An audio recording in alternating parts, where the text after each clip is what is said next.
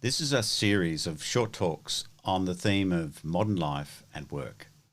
We'll explore the challenges of productivity, distraction, prioritisation, deep work, and how we can use work for better mental health.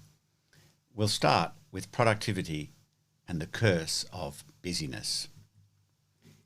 Now, if you're like me, you might often ask yourself, where does my time go? We live in strange times in which we're constantly dogged by the alleged time famine. This curse is not a new thing. The 18th century German poet Johann Goethe captured it beautifully. He said, "Most people spend the greatest part of their time working in order to live, and what little freedom remains so fills them with fear that they seek out any and every means to be rid of it." Well, the flavour of this in modern times is that we are uber aware of time, specifically our perceived lack of time. But, and astonishingly, the Oxford Centre for Time Use Research has repeatedly shown that on average, we don't work any more than our grandparents in terms of actual hours. Now, of course, you specifically may be working harder than your grandparents, but overall, it's not the case. So, why do we so strongly experience being time poor? Well, what has changed dramatically is both the world around us and the world within us. So externally, we now live in an infinite world where we have endless options that grab our attention and that we can take action towards. FOMO, or fear of missing out, is a real thing because, objectively speaking, there's so much more available for us to miss out on. And of course, there's the digital access we have 24/7 that creates expectations of immediate response and availability. Internally, we still have the same cognitive bandwidth, but we expect we should be constantly productive. We should be on all the time. And this oppressive time awareness invades our leisure time as well, and can infuse our mind with a sense of urgent discontent. We feel the pressure to do it all. We have a nagging sense we're wasting time. And so we attempt to front load our life, gathering experiences before we run out of time. So, where does our time go? In an age of superabundance, ironically, we're hyper aware of what we may be missing out on, what we haven't done, of our deficits.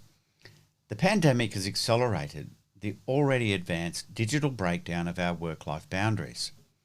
And increasingly, people report feeling they're always at work, even at home, in a kind of Groundhog Day repetition of eat, work and sleep, eat, work and sleep.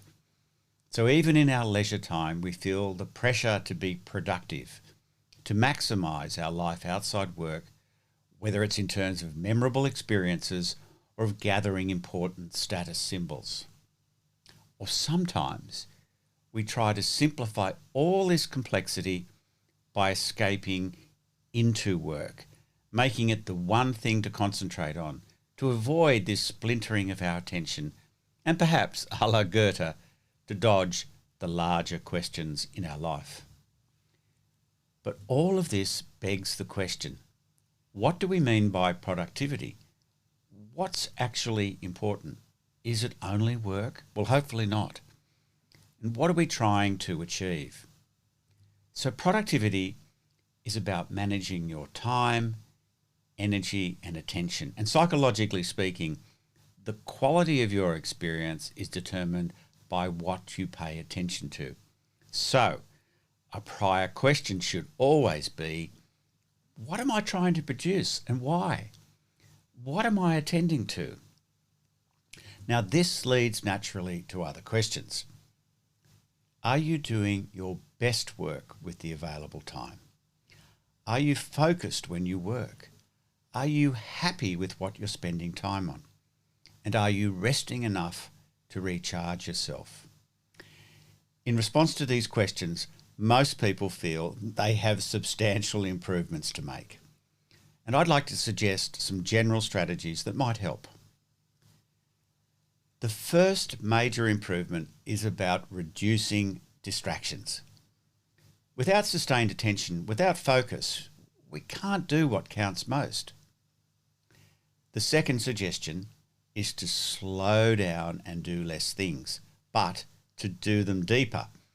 It's about rigorous prioritising, so you spend more and more time doing what's really important to you. Time is finite, and although obvious, it's worth saying that everything we do simultaneously means we will not do something else. We should be doing less things of higher importance and of deeper quality. And finally, if our ultimate purpose is happiness, we ought to use our activities across work and life to increase, not decrease, our well-being and happiness.